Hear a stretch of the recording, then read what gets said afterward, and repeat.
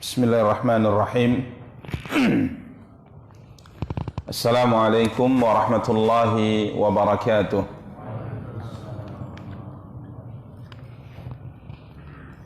Alhamdulillahi rabbil alamin, wal aqibatu lil muttaqin fala udwana illa 'alal zalimin. Asyhadu an la ilaha illallah wahdahu la syarika lah, wa asyhadu anna Muhammadan abduhu wa rasuluh. Salawatu Rabbi wa salamuhu alaihi wa ala alihi wa ashabihi wa man ihtada bihadyihi wa istanna bisunnatihi ila yaumiddin wa sallama tasliman katsira, amma ba'du. Ikhwani wa akhawati kaum muslimin, kaum muslimat, rahimani wa rahimakumullahu jami'ah. Alhamdulillah, puji dan syukur senantiasa kita ucapkan untuk Allah subhanahu wa ta'ala atas nikmat dan karunia yang diberikan oleh Allah subhanahu wa ta'ala untuk kita semua. Salawat beserta salam semoga senantiasa dilimpahkan oleh Allah subhanahu wa ta'ala untuk junjungan dan panutan kita Nabi Allah yang mulia Muhammad sallallahu alaihi wasallam. Ikhwani wa akhawati kaum muslimin, kaum muslimat, rahimani wa rahimakumullahu jami'a. Biiznillah, pada kesempatan yang berbahagia kali ini kita akan kembali melanjutkan kajian dan pembahasan, membaca dan menjelaskan salah satu di antara karya yang telah ditulis oleh Al-Imam Abu Isa Muhammad ibnu Isa ibnu Sawrah At-Tirmidzi rahimahullahu ta'ala. Kitab beliau Sunan At-Tirmidzi, yang pada pertemuan yang lalu alhamdulillah kita telah selesai membaca dan menjelaskan hadis nomor 188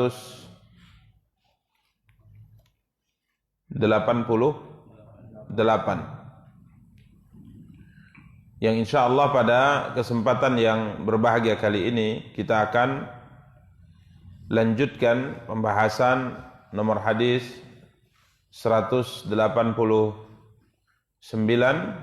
bab ke-27. Para ikhwah dan akhwat yang dimuliakan dan dirahmati oleh Allah subhanahu wa ta'ala,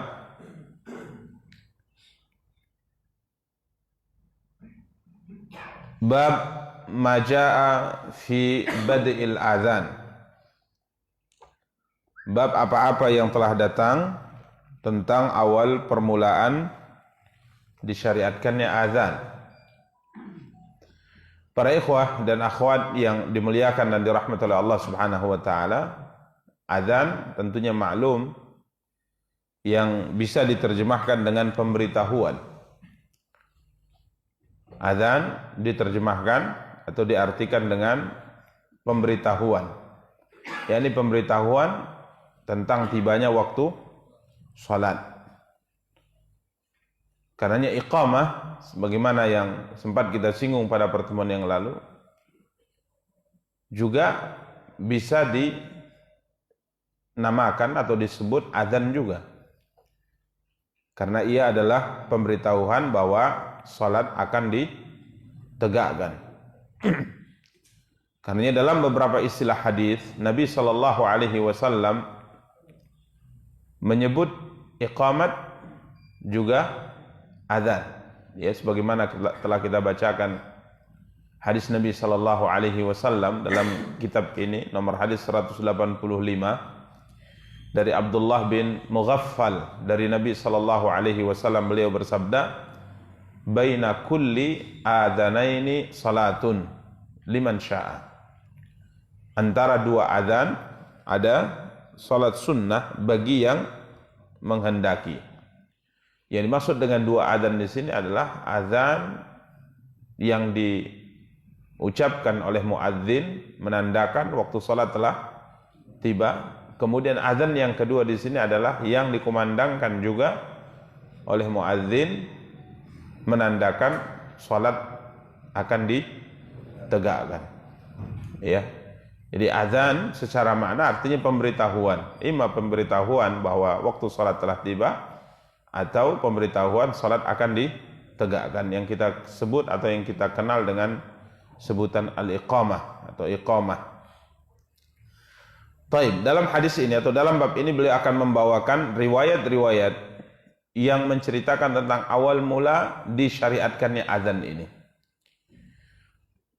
Hadis nomor 189 dari Muhammad bin Abdullah bin Zaid bin Abdi Rabbi.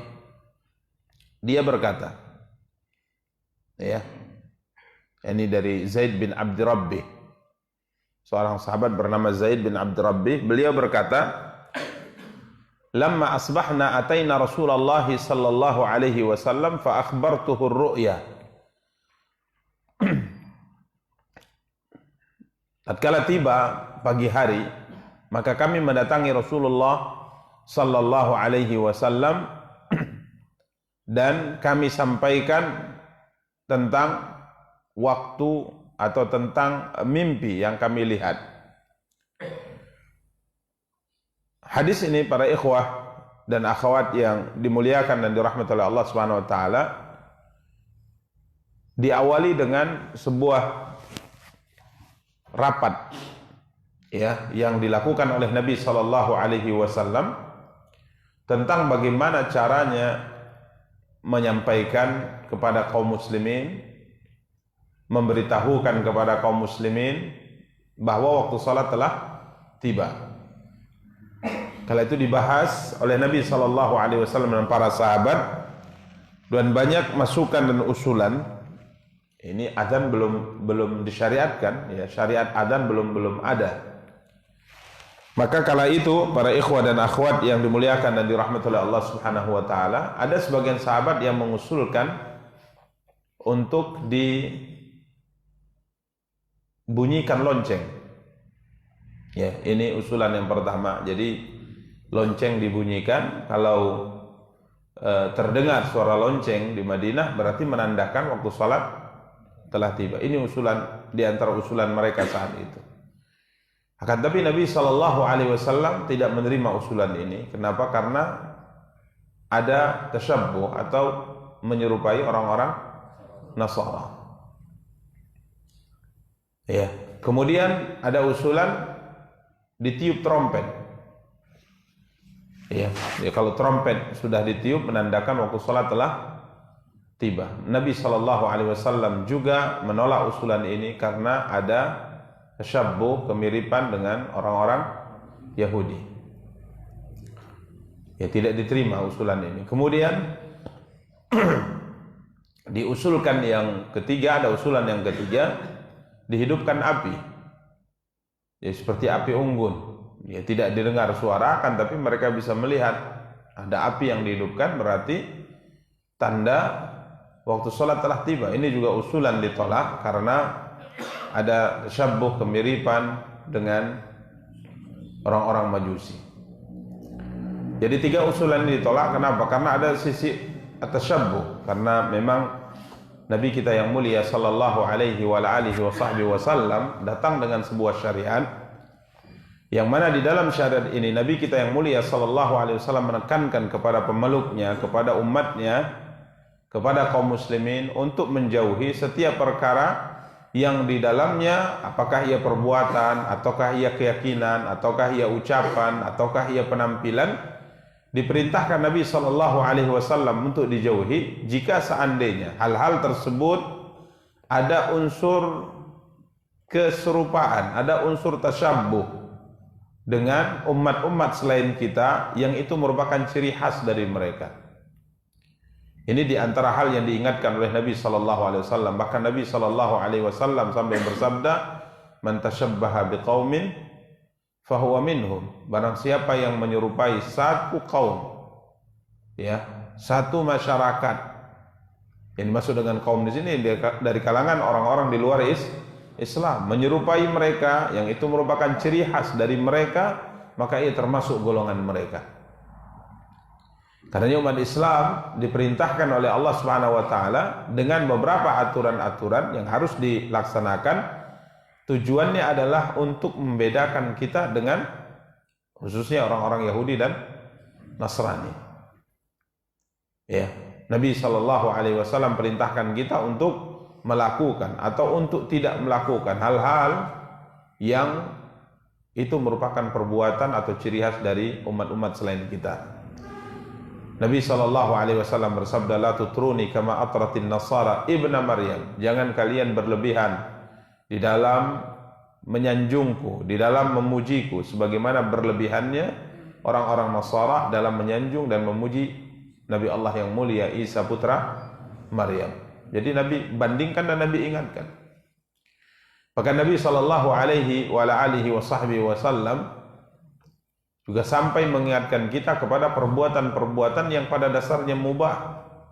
Tapi Nabi SAW mengingatkan untuk tidak dilakukan atau diperintahkan untuk dilakukan karena perbuatan tersebut menyelisih orang-orang Yahudi.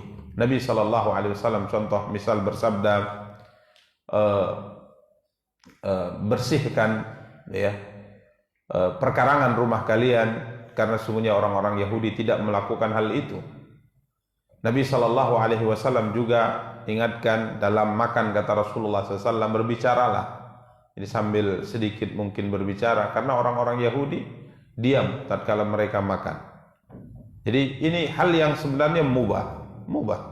Artinya orang mau nyapu perkarangan rumah, orang mau bicara sambil ngomong mungkin dengan istrinya atau ngomong dengan anaknya, ngomong dengan temannya tatkala makan. Ya mubah hukumnya kan, tapi Nabi SAW mengingatkan supaya dilakukan karena orang Yahudi tidak melakukan hal itu. Jadi di antara ciri khas Islam, syariat kita yang dibawa oleh Nabi SAW, perkara-perkara yang itu merupakan kekhususan dari umat selain kita, maka kita diperintahkan untuk menyelisihinya dengan melakukan atau tidak melakukan. Ya, demikian para ikhwah dan akhwat yang dimuliakan dan dirahmati oleh Allah Subhanahu Wa Taala. Seperti misalnya angkat tangan tatkala bertemu tanpa mengucapkan salam. Ini ciri khas Yahudi. Ya, maka Nabi SAW perintahkan kita kalau angkat tangan ucapkan apa? Salam. Ini hal-hal yang subhanallah begini ya dari agama kita yang memang di antara tujuannya adalah untuk menyelisih apa yang dilakukan oleh umat-umat sebelum kita. Karenanya 3 usulan ini semua ditolak dalam rapat. Ya, karena ini ciri khas dari mereka. Api, karena memang mereka menyembah api. Kemudian tatkala berkaitan dengan trompet, berkaitan dengan lonceng, ini juga erat kaitannya dengan mereka, maka semuanya ditolak. Sehingga akhirnya keputusan kala itu diambil dari sebuah usulan yang diusulkan oleh Umar bin Khattab radhiyallahu taala anhu. Ini disebutkan pada hadis 190. Ini kita sebutkan secara berurutan agar tidak sulit untuk memahaminya. Umar bin Khattab kala itu berkata, usulan dari Umar bin Khattab, "Awala tab'atsuna rajulan yunadi bis salah?" Bagaimana jika seandainya kita mengutus ya seseorang untuk mengangkat suaranya atau berteriak tatkala tiba waktu salat, dia panggil as-salatu jami'ah. As-salatu jami'ah. Arti as-salatu jami'ah artinya adalah berkumpullah untuk menegakkan salat. Ini makna as-salatu jami'ah. Maka akhirnya usulan ini diterima, ya. Jadi tatkala tiba waktu salat, maka ada orang yang mungkin pergi ke, kala itu belum ada pengeras tentunya, pengeras suara, pergi ke kampung sana, pergi ke perumahan sana, ya, kemudian menyampaikan kepada kaum muslimin bahwa waktu salat telah tiba. As-salatu jami'ah. Waktu salat telah tiba atau mari berkumpul untuk mengerjakan apa? Salat. Maka usulan ini diterima para ikhwah dan akhwat yang dimuliakan dan dirahmati Allah Subhanahu wa taala, sehingga akhirnya dilakukanlah tatkala tiba waktu salat zuhur, maka ada orang yang ditugaskan. Ya, di antaranya dalam riwayat ini Nabi SAW langsung berkata kepada Bilal, "Ya Bilal, kum fanadi bis salah." Ya Bilal, tugasmu berdirilah, ya, dan serulah manusia untuk mengerjakan apa? Salat. Ayo berkumpul, salat, berkumpul untuk salat, berkumpul untuk salat. As-salatu jami'ah, as-salatu jami'ah. Para ikhwah dan akhwat yang dimuliakan dan dirahmati Allah, karena memang Bilal memiliki suara yang keras, suaranya lantang, ya. Maka Nabi SAW perintahkan Bilal untuk melakukan hal itu. Karena memang ada di antara para sahabat itu yang memiliki suara yang keras luar biasa. Ya, di antaranya Bilal. Di antaranya juga siapa? Al-Abbas bin Abdul Muttalib radhiyallahu taala anhu. Ini di antara mereka dari para sahabat Nabi SAW yang memiliki suara yang sangat keras. Para ikhwan dan akhwat yang dimuliakan dan dirahmati Allah, dan ini dilakukan. Ya, ini dilakukan. Jadi pengumuman tibanya waktu salat, pengumuman untuk mengerjakan salat jamaah itu dilakukan dengan seruan ini. As-salatu jami'ah. Ya, dan sampai sekarang kalimat ini kalau kita perhatikan contoh misalnya Mekah dan Madinah, kalau untuk seruan panggilan mengerjakan salat jamaah yang tidak ada adzan dan iqamatnya, ini biasanya seruannya adalah salatu jami'ah. Seperti misalnya salat gerhana, ya, salat gerhana bulan atau gerhana matahari, maka memanggil kaum muslimin untuk mengerjakan salatnya adalah kalimat as-salatu jami'ah, as-salatu jami'ah, agar semua kaum muslimin tahu bahwa akan ditegakkan salat berjamaah di mana? Di masjid. Ya, tidak dengan adzan, karena memang tidak disyariatkan. Tidak dengan adzan. Jadi salat gerhana itu tidak ada adzannya. Ya, jangan pula yaudah kita pakai adzan saja gitu supaya orang kumpul. Ini menyelisihi apa yang dicontohkan oleh Rasul kita yang mulia sallallahu alaihi wa ala alihi wasallam. Bahkan Nabi kita yang mulia sallallahu alaihi wasallam di zaman itu untuk mengumpulkan kaum muslimin terkait dengan hal-hal mendesak hal-hal tertentu, maka seruannya adalah as-salatu jami'ah. Yani berkumpul ke masjid, berkumpul ke masjid. Ya. Demikian para ikhwah dan akhwat yang dimuliakan dan dirahmati Allah Subhanahu wa taala. Sampai akhirnya kita masuk ke hadis yang kita baca tadi, Zaid bin Abdi Rabbih bermimpi. Di mana di dalam mimpinya beliau bermimpi, di dalam mimpinya beliau membawa lonceng. Beliau membawa lonceng dalam mimpinya. Kemudian dalam mimpi tersebut, tatkala beliau membawa lonceng, ada orang yang menemuinya atau ia bertemu dengan seseorang ini dalam mimpi. Kemudian orang tadi bertanya, "Ya Abdullah, wahai Abdullah, hamba Allah, untuk apa lonceng yang kau bawa itu?" Maka dia mengatakan, "Saya ingin gunakan ia untuk memberitahu manusia bahwa waktu sholat telah tiba." Dalam mimpi, ya. Karena baru beberapa hari yang lalu rapat, ya, usulan ini tidak diterima dan sebagainya. Kemudian dia lihat dalam mimpinya seperti itu. Dia bawa lonceng, dia tanya untuk apa? Dia menjawab, Zaid bin Abdi Rabbih menjawab, untuk menyampaikan, memberitahu manusia bahwa waktu sholat telah tiba. Maka lelaki yang dalam mimpi tadi berkata, "Apakah engkau ingin ku ajarkan sesuatu yang lebih baik dari itu?" Maka lelaki tadi kemudian mengajarkan kalimat-kalimat adzan. Ya.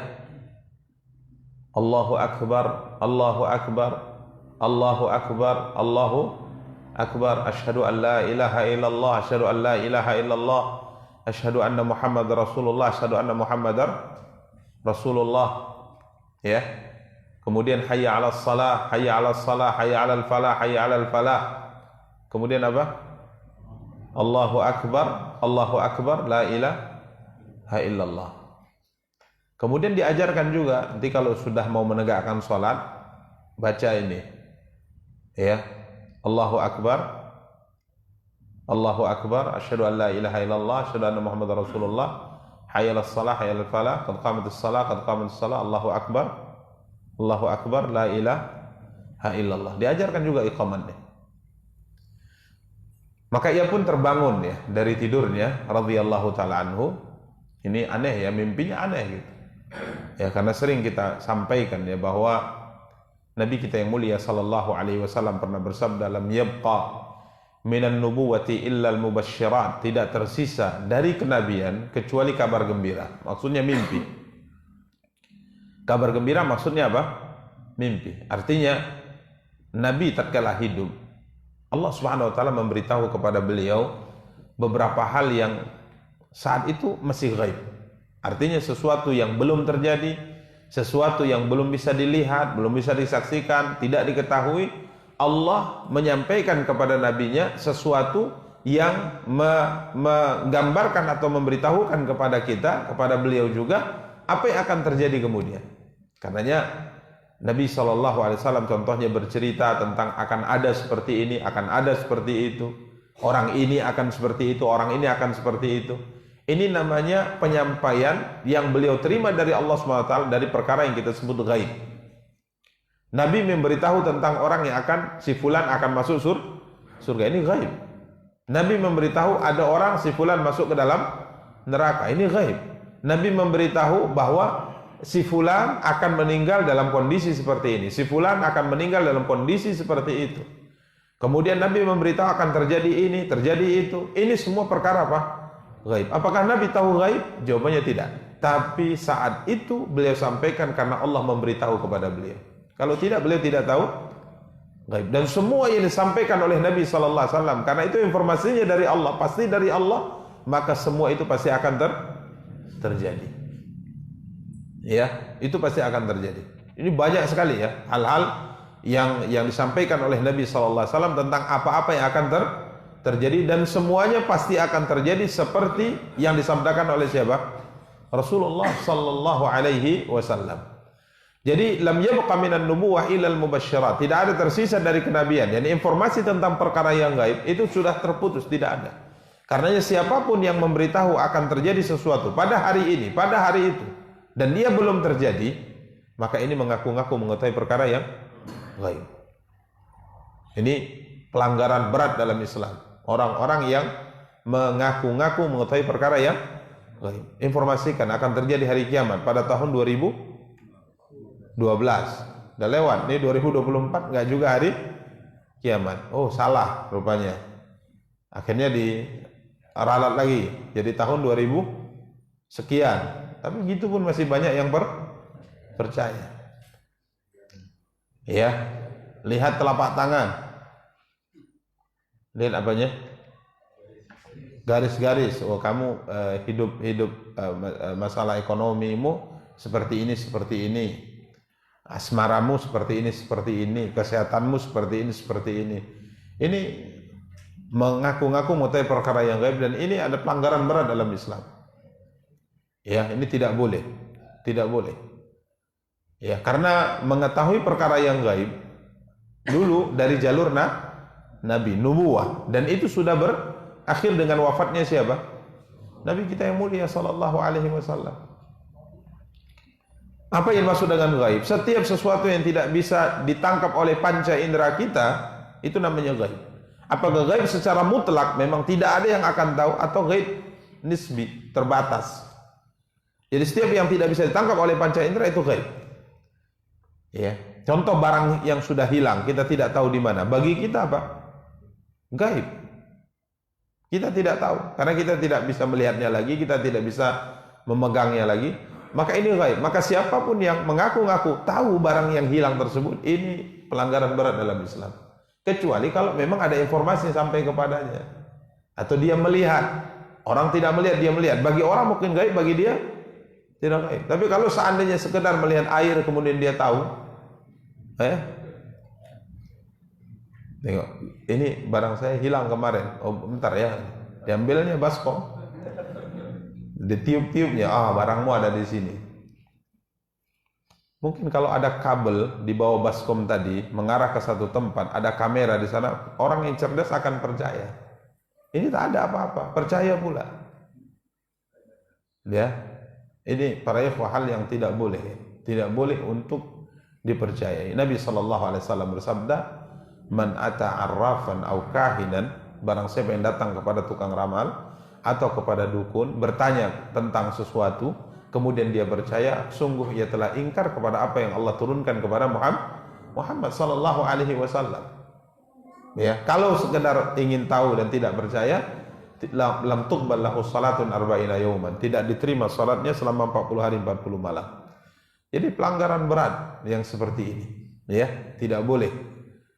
Ya, karena mengaku-ngaku mengetahui perkara yang gaib ini adalah dosa. Dan percaya dengan orang-orang seperti ini juga dosa. Ya. Kecuali jika kita bertanya kepada siapa? Nabi SAW. Nabi menginformasikan, karena disebutkan dalam sebuah sejarah dalam perjalanan perang Tabuk, unta Nabi hilang. Unta Nabi apa? Hilang. Maka sibuk mencarilah. Nabi SAW juga sibuk mencari, para sahabat sibuk mencari. Datang orang munafik bilangnya gini, itu Muhammad itu, ini munafik kan? Dan nggak nyangka orang, para sahabat kala itu kalau dia munafik gitu. Mereka tidak, karena munafik kan tersembunyi. Jadi dia komentar di rombongannya, karena sahabat berangkat dengan 30.000 pasukan itu kan antara satu keluarga itu berangkat bersama gitu, rombongan.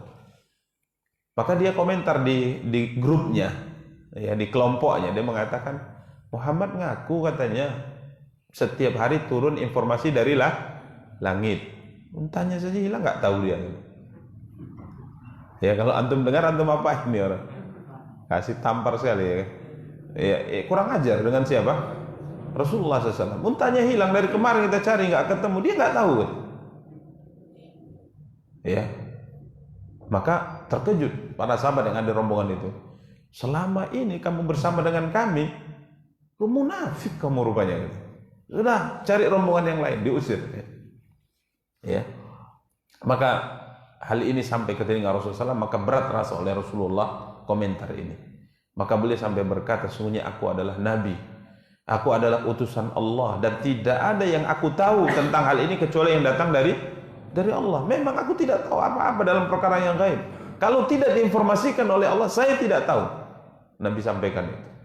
Kemudian Nabi SAW mengatakan, dan sekarang sudah dikasih tahu ke saya, unta itu ada di tempat ini, dan talinya itu terikat atau terjerat dengan satu pohon. Carilah dia di situ. Maka berangkat para sahabat menuju tempat disampaikan Nabi. Benar saja, kiranya unta tadi mungkin lepas tambatannya, pergi dia makan rumput, makan ini. Kiranya karena mungkin talinya agak panjang, akhirnya apa bahasa kita? Nyangkut ya, terlilit di satu pohon. Nah, ini para ikhwah. Jadi tidak ada yang mengetahui perkara yang gaib. Hatta Nabi pun, karena itu informasi dari Allah Subhanahu wa taala. Ya. Taib, setelah Nabi meninggal berarti informasi itu nggak ada lagi, sudah putus gitu. Makanya kalau ada orang mengatakan saya masih ada hubungan langsung dengan Allah, itu dusta. Ya. Hati saya ada connecting dengan bahkan yang anehnya di teleponnya pula ada kan? Percaya antum? Masa percaya kayak gitu? Ini kita belajar ilmu supaya menangkal hal-hal yang aneh-aneh gini. Karena semakin mendekati hari kiamat, hal-hal yang seperti ini semakin banyak gitu. Maka dibentengi jiwa itu dengan ilmu, dibentengi dengan ilmu, supaya kita tidak hanyut di dalam ombak kesesatan. Begitu juga dengan generasi kita, bentengi dengan ilmu supaya ia juga tidak hanyut dengan ombak kesesatan. Ya. Jadi kalau ada yang seperti ini, kita katakan sudah putus, sudah tidak ada lagi koneksi, ya mungkin bahasa sekarang, antara seorang dengan Allah SWT secara langsung, karena koneksi itu hanya ada pada setiap Nabi dan Rasul, berhubungan dengan Allah SWT melalui malaikat. Nah kalau sekarang nggak ada, sudah habis kata Nabi, putus, habis. Tak ada, malaikat itu nggak ada datang menyampaikan sesuatu kecuali cabut nyawa lah nanti. baru datang lagi dia. Cabut nyawa kita, baru datang. Tapi kalau dia datang menginformasikan sesuatu, itu tidak ada lagi. Berakhir dengan wafatnya siapa? Rasulullah sallallahu alaihi wasallam. Namun Nabi mengatakan yang tersisa dari hal-hal yang seperti adalah mubasyirat, kabar-kabar gembira yang diterima oleh seorang muslim dalam mimpinya. Itu yang masih tersisa. Jadi perkara yang gaib itu kadang-kala sampai kepada kita melalui apa? Mimpi. Jadi misal Allah ingin berikan kebaikan kepada kita di suatu hari nanti, Allah informasikan itu melalui mimpi. Maka disebut dengan mubasyirat, kabar-kabar yang membahagiakan, kabar-kabar yang diterima oleh seorang muslim dari kebaikan yang akan dia dapat. Itu yang masih tersisa. Namun mimpi ini juga tidak bisa dipastikan, karena mimpi ada 3 kata Rasulullah. Mimpi dari syaitan yang biasanya itu membuat kita takut, membuat kita khawatir dalam mimpi tersebut, membuat kita was-was, cemas. Ini biasanya kalau seperti ini ciri khas mimpi yang seperti ini datangnya dari siapa? Dari syaitan. Ini kemungkinan mimpi yang pertama.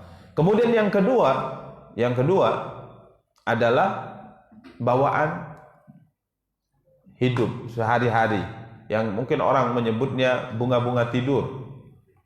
Ya ini mungkin di siang harinya sangat panas, ya. Sangat panas. Kemudian pingin makan dan minum tertentu, tapi waktu buka nggak dapat. Terbawa apa? Mimpi. Ya. Baik, ini yang kedua. Ya. Melihat cerita atau mendengar cerita tentang satu tempat. Ceritanya seru sekali kan?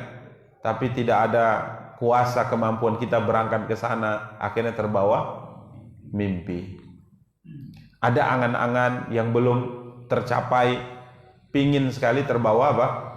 Mimpi. Itu banyak seperti itu. Makanya angan-angan yang baik aja supaya minimal kalau nggak dapat dalam hidup nyata, dapatnya dalam mimpi.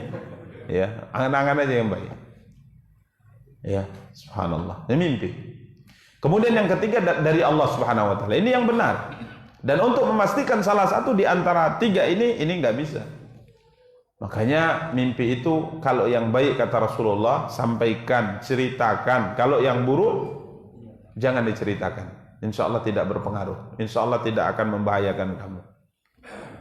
Ya, ini mimpi. Kalau Nabi mimpinya ya jelas dari Allah, tak mungkin dari syaitan, tidak mungkin dari bawaan jiwa. Mimpi beliau itu adalah wahyu. Taib. Karena para ikhwan dan akhwat yang dimuliakan dan dirahmati oleh Allah Subhanahu wa taala, kita kalau melihat hal yang baik dalam mimpi, maka ceritakan. Sampaikan, saya tadi melihat gini. Ya Allah alam, apakah mimpinya itu sekedar memang angan-angan kita tatkala kita berada di alam nyata, yakni tatkala terjaga, atau itu memang datang dari siapa? Dari Allah Subhanahu wa taala. Karena memang tidur itu saudara kembar kematian. Jadi kita tidur itu nyawa kita ditahan oleh Allah. Kaifiatnya bagaimana? Allahu a'lam. Tapi nyawa kita tatkala tidur itu berada di sisi Allah. Sama seperti orang mati, tatkala dia mati nyawanya berada di sisi Allah. Jadi tempatnya di mana Ustaz? Ya nggak tahu. Tempatnya di mana kita nggak tahu. Yang penting berada di sisi Allah. Karena kadang-kala orang tidur bisa ketemu dengan orang yang sudah meninggal, kan gitu. Itu betul ketemu. Hah? Betul ketemu.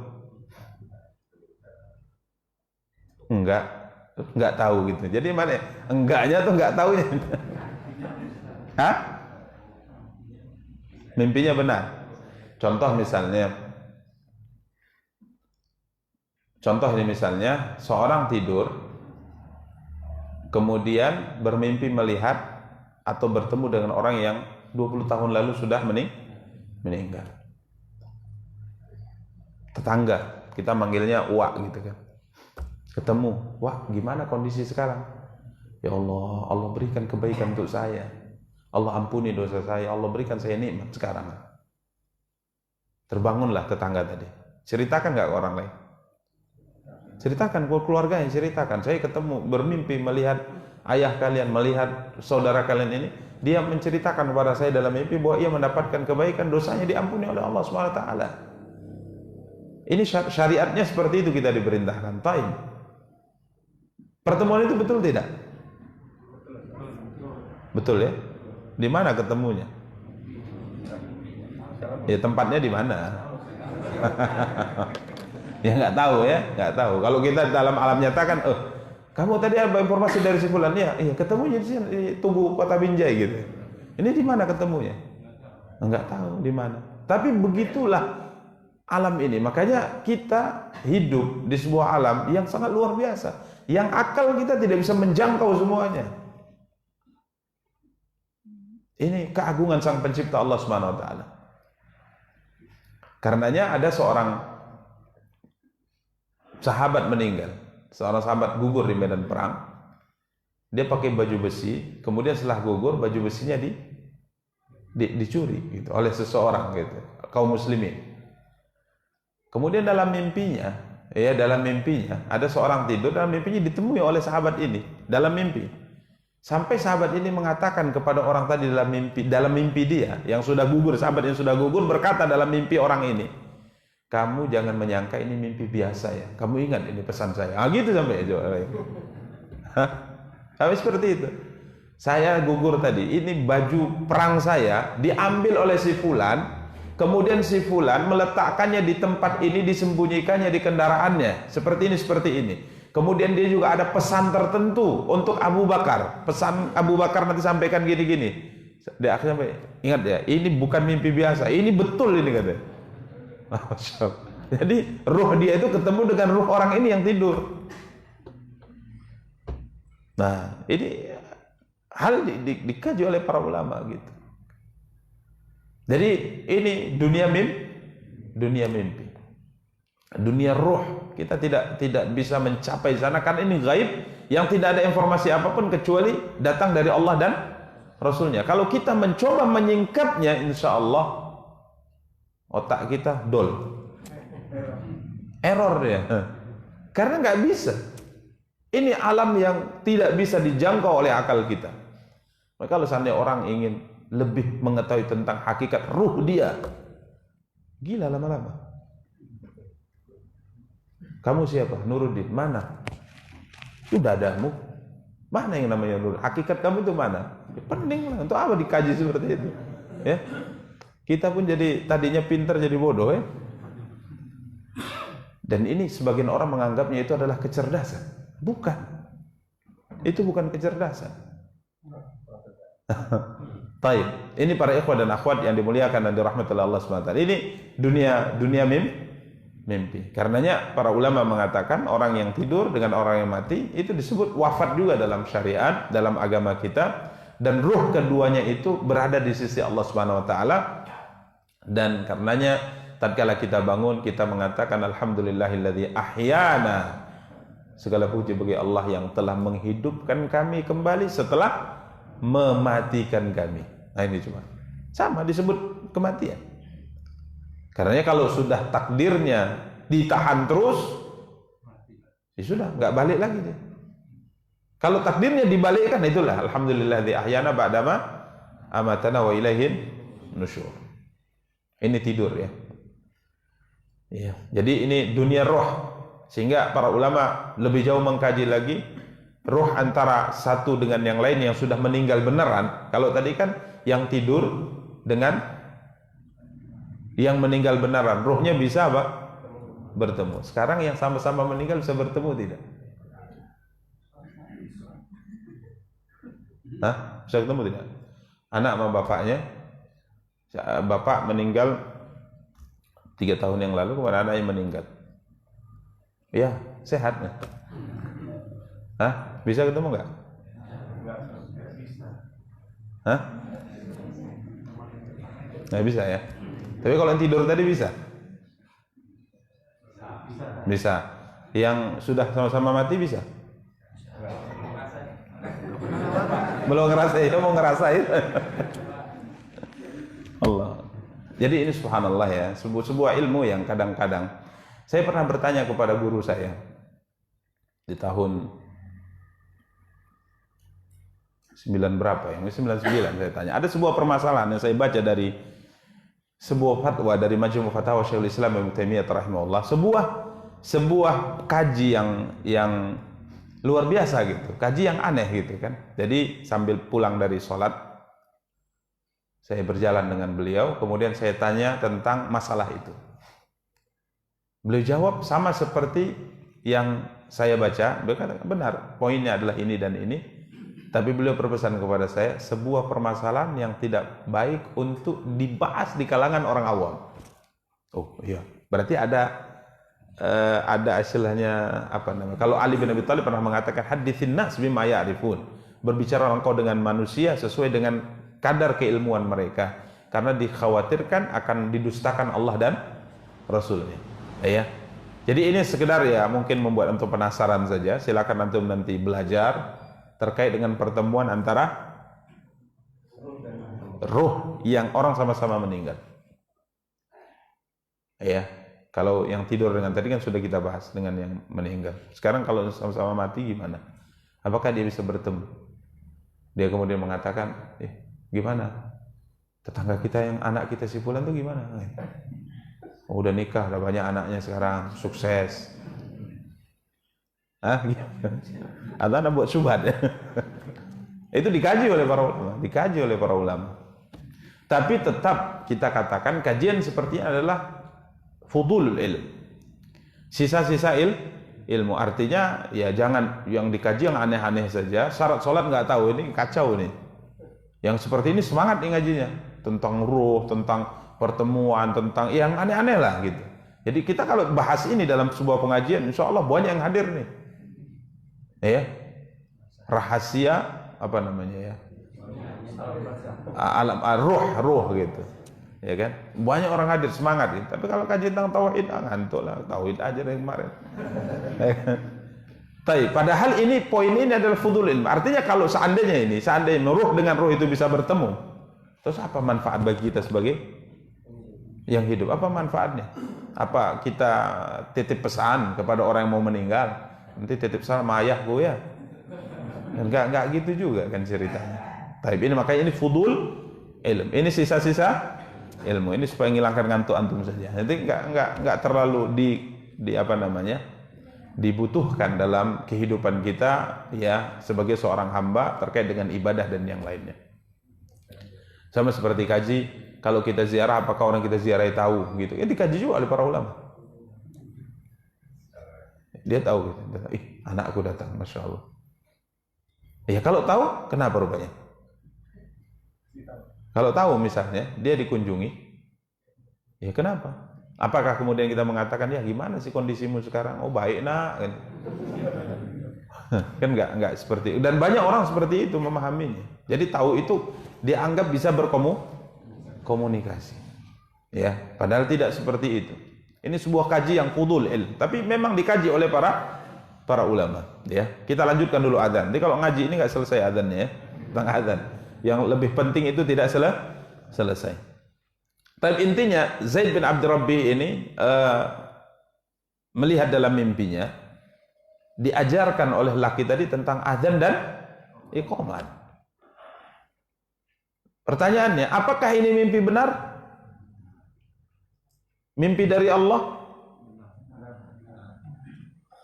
Jawabannya belum bisa dipastikan kecuali setelah dibenarkan oleh Rasulullah. Ya, karena mimpi tadi kan ada 3 kemungkinan. Syaitan, bawaan jiwa atau bawaan hidup, cerita di alam nyata tatkala terjaga, kemudian datang dari Allah. Jadi kalau mimpi kita ada salah satu di antara 3 kemungkinan ini. Karena tidak bisa dipastikan. Apakah itu datang dari Allah atau dari syaitan, ataukah bawaan cerita di saat kita terjaga? Itu tidak bisa dipastikan. Karenanya sahabat ini Zaid bin Abd Rabbi, apa yang beliau lakukan? Beliau menemui siapa?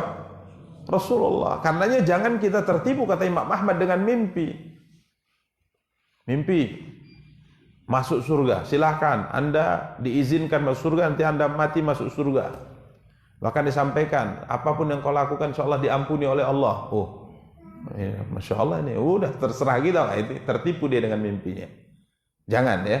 Jadi kalaupun diinformasikan kita masuk ke dalam surga, hendaknya lebih apa? Memotivasi kita untuk apa? Untuk beribadah kepada Allah Subhanahu wa taala. Ya, ini memang subhanallah ya. Dan itu diceritakan. Kita masuk surga. Diceritakan kalau ingin mendapat apa kebaikan. Misalnya antum mimpi jadi orang kaya, ceritakan. Dan berdoa semoga jadi orang kaya yang bersyukur kepada Allah Subhanahu wa taala. Kalau mimpi jadi orang miskin gimana Ustaz? Oh, jangan ceritakan. Diam aja. Dari ini setan nakut-nakuti kamu itu. Setan nakut-nakuti kamu. Jadi ini subhanallah para ikhwah dan akhwat yang dimuliakan dan dirahmati oleh Allah Subhanahu wa taala. Beliau pun kemudian datang kepada Rasulullah sallallahu alaihi wasallam kemudian menceritakan mimpi itu. Ya Rasulullah, sesungguhnya saya bermimpi ini diceritakan dari awal sampai akhir oleh beliau. Maka Nabi SAW katakan innaha la ru'ya haq. Sesungguhnya ini adalah mimpi yang benar. Ini Nabi membenarkan, ini mimpi dari Allah ini. Inna hadhihi la ru'ya haq. Sesungguhnya ini adalah mimpi yang benar. Artinya mimpi yang datang dari Allah. Fakum ma'a Bilal, maka berdirilah engkau bersama Bilal. Fa innahu anda wa amaddu sautan mink, karena suaranya lebih nyaring, ya, suaranya lebih keras. Fa'alqi alaihi ma qila laka wal yunadi bidzalik. Maka ajarkan atau bisikkan, sampaikan kepada Bilal apa yang telah disebutkan kepadamu dalam mimpi tadi, hendaknya Bilal yang mengumandangkannya. Bilal yang apa? Mengumandangkannya. Ini para ikhwah dan akhwat yang dimuliakan dan dirahmati Allah. Awal mula syariat azan. Jadi azan itu dikumandangkan untuk menyeru orang atau menginformasikan kepada orang bahwa waktu salat telah tiba, dan iqamah dikumandangkan untuk memberitahu bahwa salat akan ditegakkan, bukan untuk yang lainnya. Ya. Contoh misalnya puting beliung azan. Ya. Apa syariatnya? Perintah berzikir kepada Allah Subhanahu wa taala. Ya. Baik. Ini syariat azan dengan kalimat-kalimatnya, dengan aturan-aturannya, ini seperti ini. Karenanya para ikhwah dan akhwat yang dimuliakan dan dirahmati Allah, sangat kita sayangkan ya, sebagian kaum muslimin suka untuk melakukan sebuah perbuatan dan tatkala hidup dia tidak suka dengan perbuatan tersebut. Ya. Jadi kalau meninggal wasiatnya kumandangkan azan. Tapi selama hidup tak pernah memenuhi panggilan azan. Luar biasa ya. Kalau meninggal ingin disolatkan di masjid. Selama hidup tak pernah sholat ke masjid. Ini musibah. Ini musibah. Orang tidak masuk masjid kecuali setelah meninggal. Wanita tidak tutup aurat kecuali setelah meninggal. Ini musibah. Nasallallahu husnal khatimah. Kita berdoa semoga Allah istiqamahkan kita di atas agamanya dan Allah tutup hidup kita dengan husnul khatimah. Amin ya rabbal alamin. Baik para ikhwah dan akhwat yang dimuliakan dan dirahmati oleh Allah Subhanahu wa taala, ini syariat azan. Maka akhirnya Bilal ditunjuk oleh Nabi sallallahu alaihi wasallam untuk menjadi muadzin yang mengumandangkan azan, yang dilihat diajarkan dalam mimpi kepada Abdullah Zaid bin Abdi Rabbih. Demikian para ikhwah dan akhwat yang dimuliakan dan dirahmati Allah. Maka Bilal pun mengumandangkan azan itu. Memang suara Bilal khas ya. Falamma sami'a Umar bin Khattab nida'a Bilalin bis salati kharaja ila Rasulillah. Tatkala Umar bin Khattab mendengar suara panggilan azan yang dikumandangkan oleh Bilal, diajarkan oleh Zaid bin Abdi Rabbih, maka Umar pun mendatangi Rasulullah, keluar dengan terburu-buru, ya jurru rida'ahu, sambil menarik ridaknya atau menarik selendangnya, artinya tergesa-gesa beliau berangkat dari rumahnya untuk menemui siapa? Rasulullah. Tatkala mendengar panggilan apa? Adzan. Dia kemudian mengatakan, ya Rasulullah walladzi ba'atsaka bil haqq. Ya Rasulullah, demi yang telah mengutusmu dengan kebenaran, laqad ra'aitu mislal ladzi qala. Aku juga melihat dalam mimpiku, diajarkan padaku dalam mimpi seperti yang dikumandangkan oleh Bilal ini. Maka Rasulullah bersabda, falillahil hamdu fadzalika athbat. Ya, segala puji bagi Allah. Berarti memang lebih bisa dipastikan itu mimpi datang dari siapa? Dari Allah Subhanahu wa taala. Jadi lihat, mimpi ini tidak bisa dipastikan datang dari Allah kecuali dibenarkan oleh siapa? Rasul. Ini mimpi berkaitan, bukan sekedar kabar gembira, bukan sekedar perkara gaib yang akan terjadi. Jadi kalau mimpinya adalah saya akan masuk surga, mimpinya informasi akan diam, ini kan mimpi pribadi.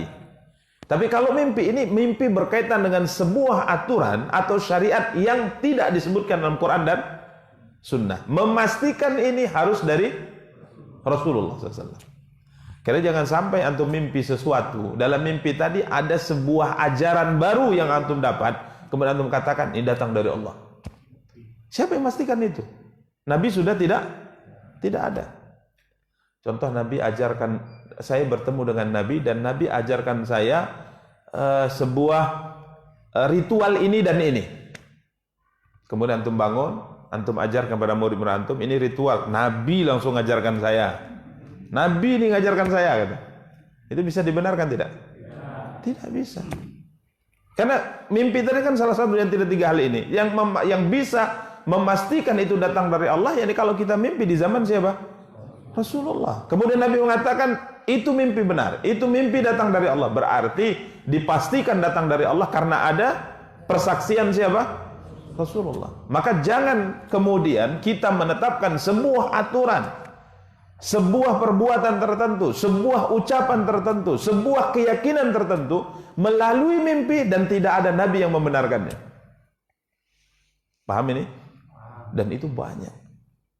Yang seperti ini banyak. Sebuah ucapan yang katanya dia terima langsung dari siapa? Rasulullah. Kapan? Kamu hidup tahun berapa? 1445, 46. Nabi wafatnya tahun berapa? Jadi di mana kamu ketemu Nabi? Ya Allah Ustaz, saya ketemu langsung. Ya di mana? Di mimpi. Masya Allah. Bertemu dengan Nabi di mimpi benar. Nabi mengatakan, man ra'ani fil manami faqad ra'ani. Siapa yang melihatku di mimpi, maka sungguh ia benar telah melihatku. Karena syaitan tidak bisa menyerupaiku.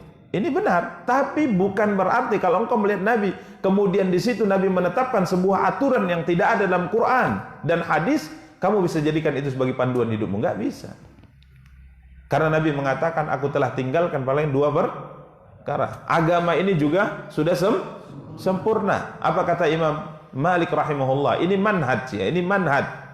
Ini adalah metode beragama yang dipegang oleh sahabat, dipegang oleh para ulama kita dan diwariskan pada generasi sampai hari ini. Ini manhaj namanya. Imam Malik rahimahullah berkata, man ibtada'a fil islami bid'atan yaraha hasanatan faqad za'ama anna Muhammadan khana ar-risalah. Barang siapa yang melakukan sebuah perbuatan ya, dan dia anggap perbuatan yang tidak dicontohkan oleh Rasulullah dan dia anggap itu adalah perbuatan yang baik, maka sungguh secara tidak langsung ia telah menuduh Rasulullah berkhianat dalam menyampaikan apa? Risalah, amanah. Kenapa? Karena Allah berfirman dalam Al-Quran, al-yawma akmaltu lakum dinakum wa atmamtu alaikum ni'mati wa raditu lakumul islama dinah. Hari ini telah aku sempurnakan agama untukmu. Telah sempurna. Apa yang bisa menyebabkan kau masuk surga sudah dijelaskan, menjauhkan kau dari neraka juga sudah dilarang. Maka beliau menutup perkataannya, fama lam yakun yauma idzin dinan fala yakunul yauma dinan.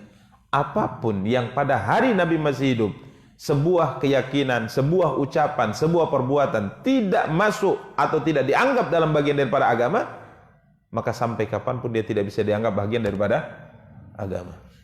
Maka tidak bisa ya para ikhwah, karena kita lihat yang seperti ini banyak.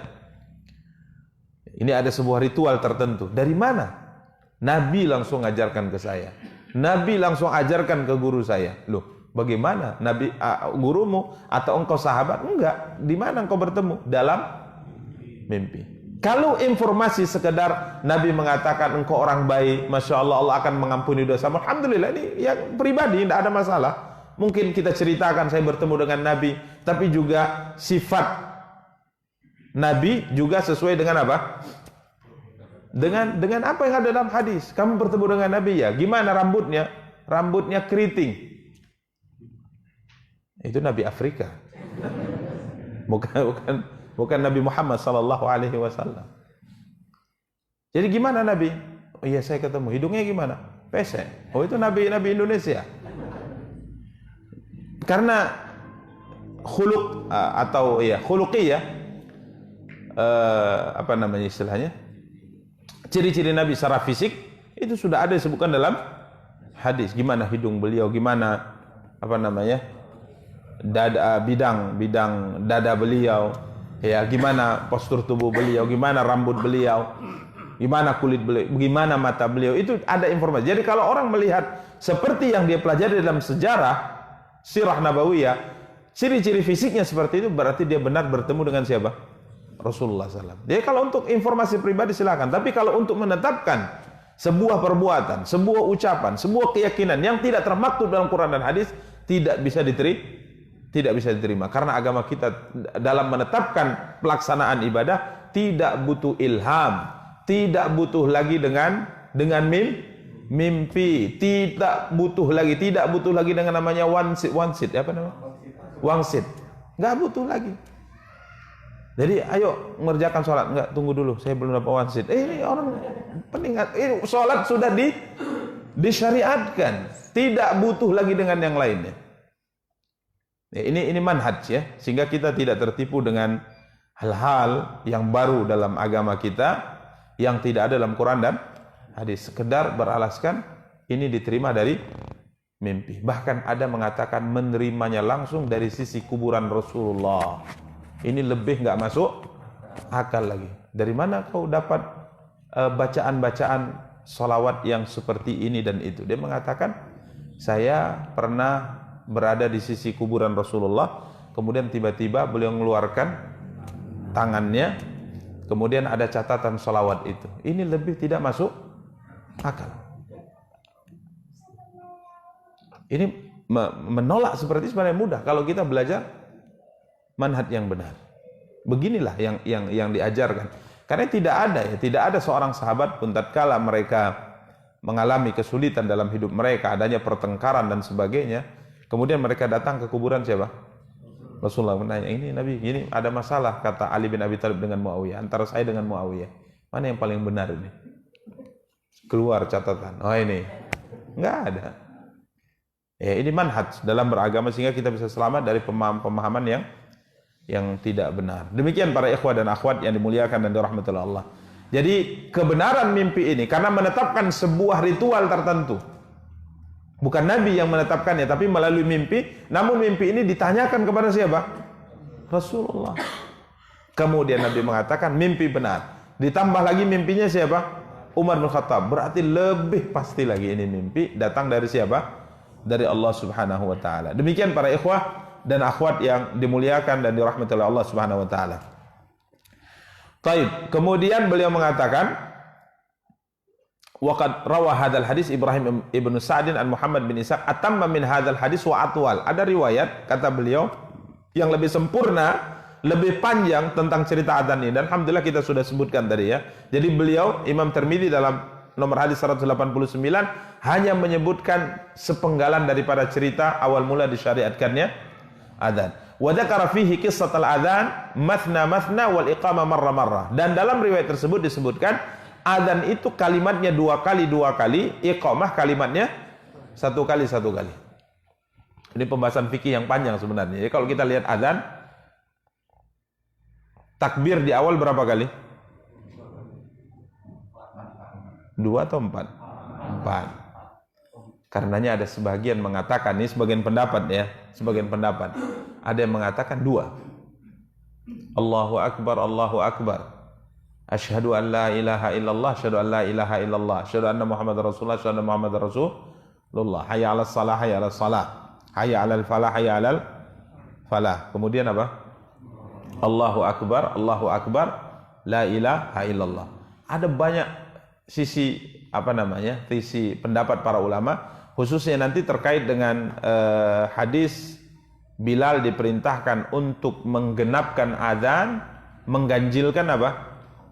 Iqamat. Ini apa maksudnya? Wallahu alam, maksudnya di sini bukan, ya, kata sebagian para ulama, bukan setiap kalimatnya di azan harus genap semuanya, bukan pula di iqamah semuanya harus ganjil. Enggak, bukan seperti itu maksudnya. Akan tapi kebanyakan daripada kalimatnya genap, kebanyakan daripada kalimatnya ganjil, itu maksudnya. Jadi di azan kebanyakan kalimatnya harus hitungan apa?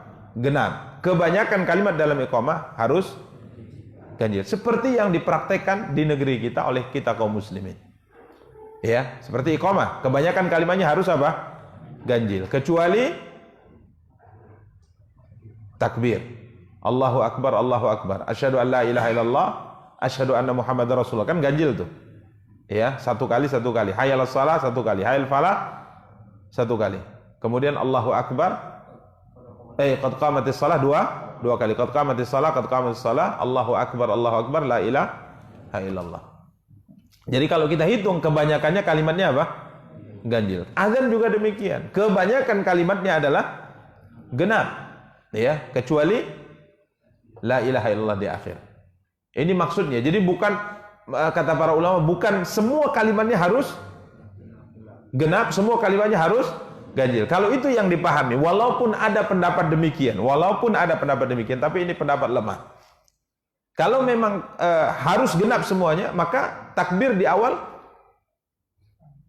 sekali, dua kali. Allahu Akbar, Allahu Akbar. Bisa, maksudnya bisa dipahami. Walaupun kalau 4 juga itu genap, ya, kalau 4 itu juga genap. Tapi la ilaha illallah harus 2 kali.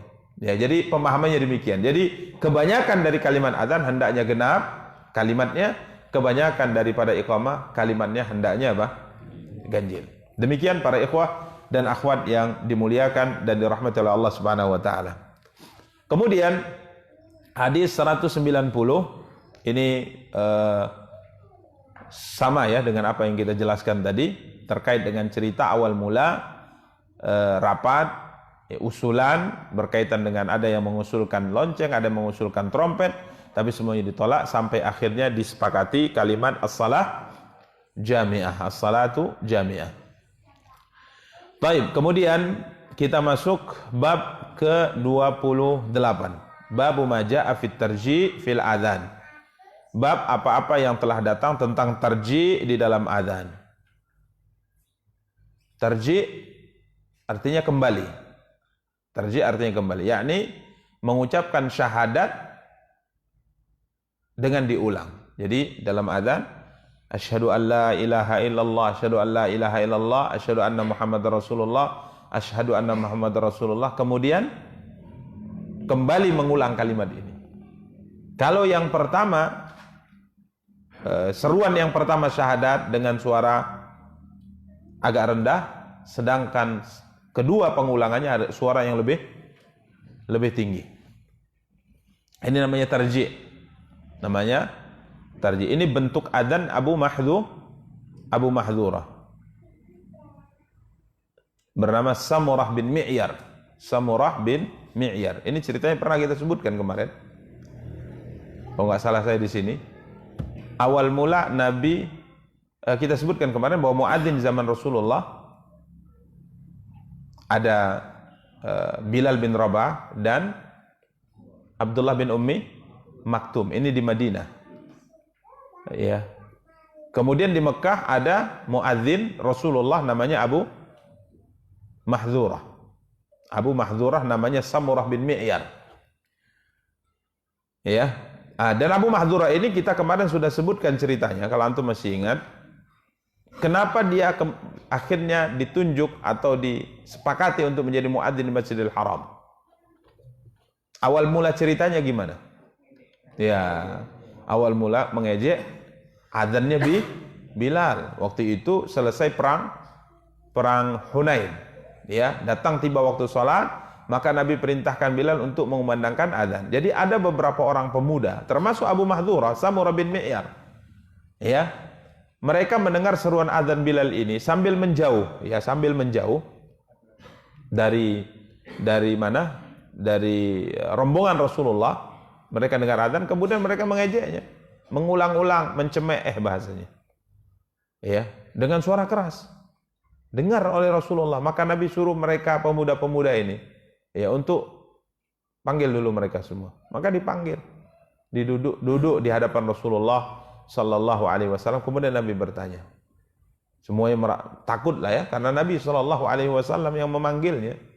Lagi pula kalau mereka saat itu belum masuk Islam, dan disebutkan sebagai riwayat mereka belum masuk Islam, ya mereka dipanggil oleh orang yang menang dalam semua medan pertempuran. Ini hukum mati nih sepertinya, ya kan? Maka Nabi SAW bertanya kepada mereka, siapa di antara kalian tadi yang suaranya paling lantang, paling keras, mencemeh suara yang dikumandangkan oleh Bilal? Maka semua teman-temanku menunjuk saya, dan mereka benar, karena memang aku yang paling semangat gitu untuk mengejek tadi. Ini ya Muhammad. Maka Nabi mengatakan, yang lainnya boleh pergi. Dimaafkan yang lainnya, udah pergi yang lainnya. Tinggal aku. Maka apa kata Abu Mahdhurah? Perkara yang paling aku benci apa? Kalau Nabi suruh aku mengulang kalimat itu lagi. Tapi memang itu rupanya. Ya kalau disuruh lari, push up, squat jam, oke lah kan gitu kan. Suruh ngulangi apa? Adzan. Itu paling ku benci itu. Karena kan memang saya hina itu kalimat itu. Tapi itu pula Nabi kata coba berdiri. Maka dia berdiri, kemudian Nabi katakan ikuti saya. Disuruh mengulang apa? Adzan. Dengan suaramu yang lantang tadi, keras. Ayo angkat suaranya. Allahu Akbar. Allah. Disuruh mengulang kalimat apa? Yang dia benci. Ya, kemudian Nabi sallallahu alaihi wasallam mendoakan. Nabi doakan keberkahan sampai akhirnya dia pun masuk Islam, dan kalimat yang paling dia suka adalah apa? Adzan.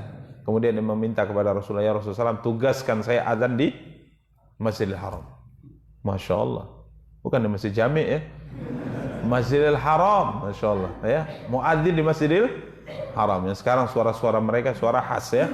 Suara yang sangat dirindukan ya. Kalau dengar suara adzan Masjidil Haram itu luar biasa. Suara adzan Masjid Nabawi juga luar. Jadi mereka punya ciri khas tersendiri.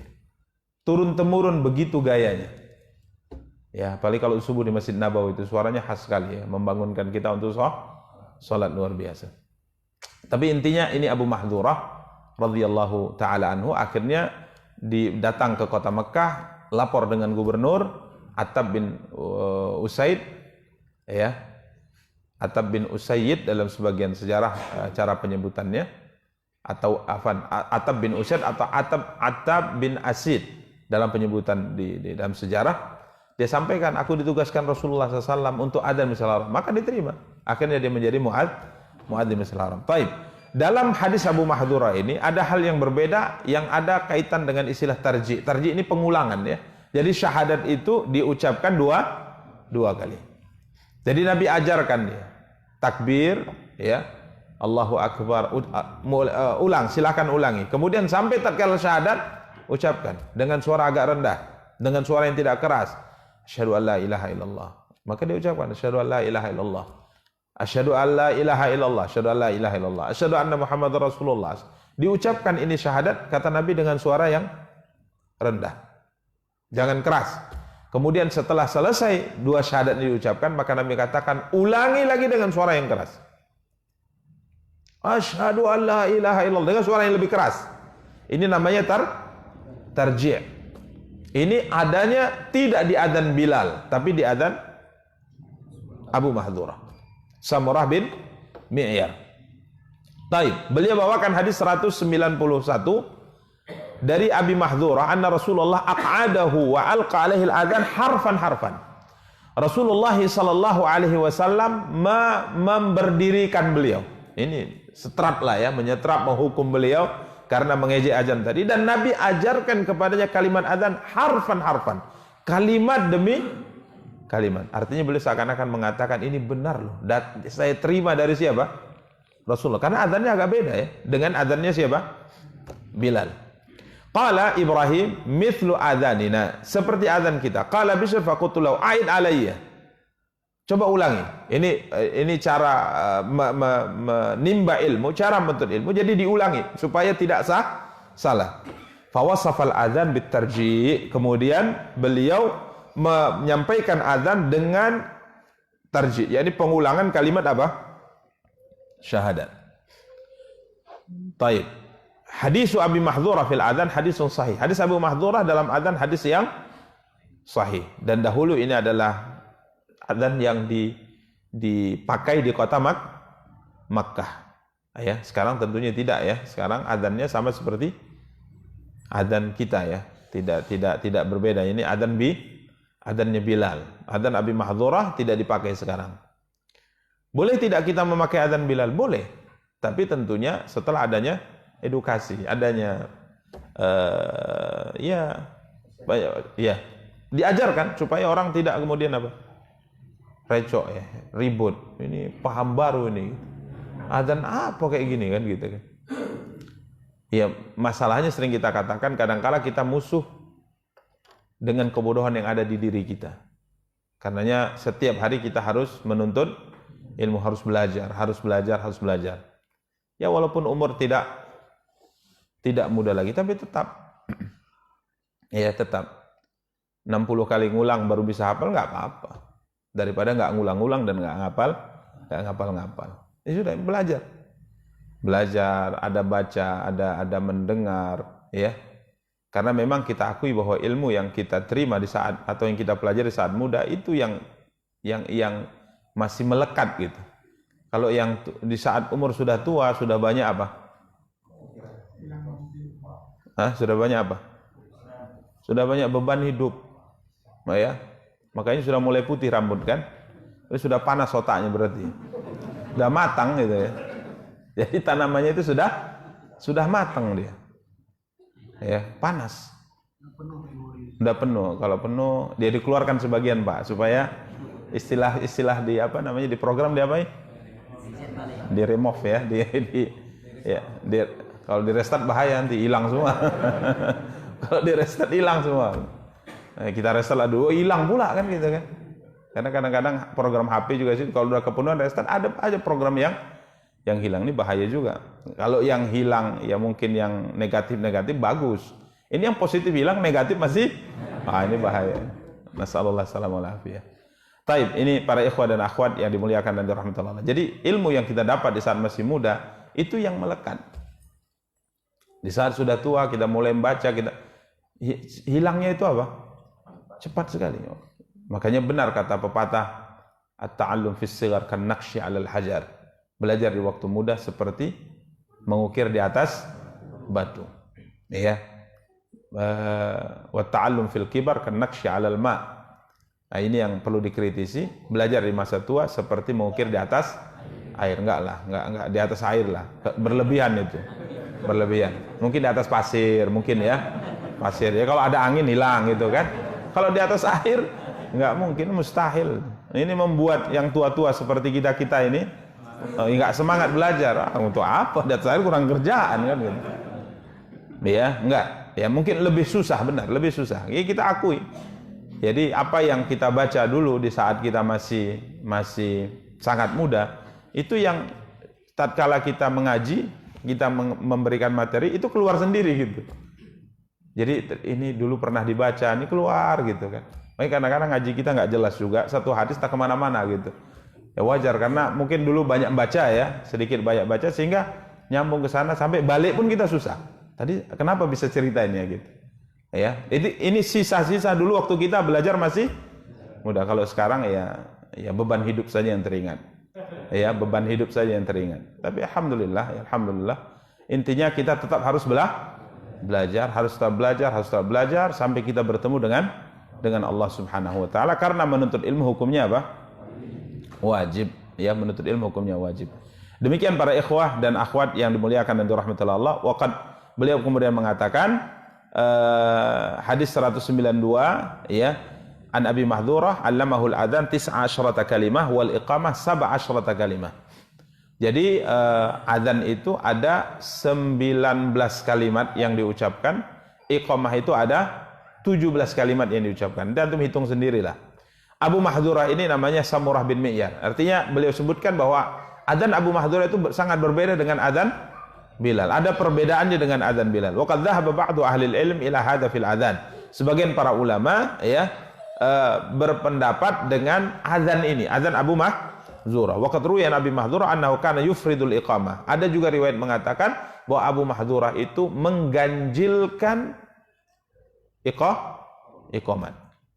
Ya, jadi kalimatnya itu ganjil semuanya. Intinya para ikhwah, selama riwayat itu sahih dari Nabi sallallahu alaihi wasallam, maka itu bisa diamalkan, tapi tetap harus dengan pembelajaran kepada masyarakat agar tidak terjadi fitnah, agar tidak terjadi keributan. Jadi termasuk di antara perkara yang harus diantisipasi, jangan kita melakukan sebuah sunnah tujuannya untuk memunculkan hal yang unik. Ini hati-hati, ini niatnya berarti melenceng. Pinginnya menyelisihi kebanyakan orang. Pinginnya jadi perhatian. Ya, jadi perhatian orang. Ini sebuah perkara yang hendaknya dijauhi. Karenanya dalam berpakaian kita juga dilarang pakai libas syuhrah.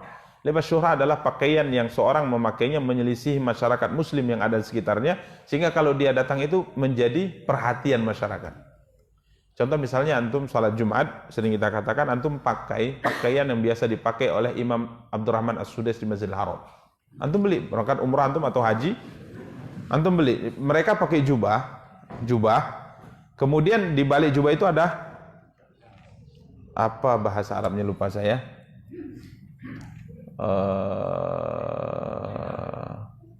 Oh ya, seperti selendang, lupa saya bahasa Arabnya.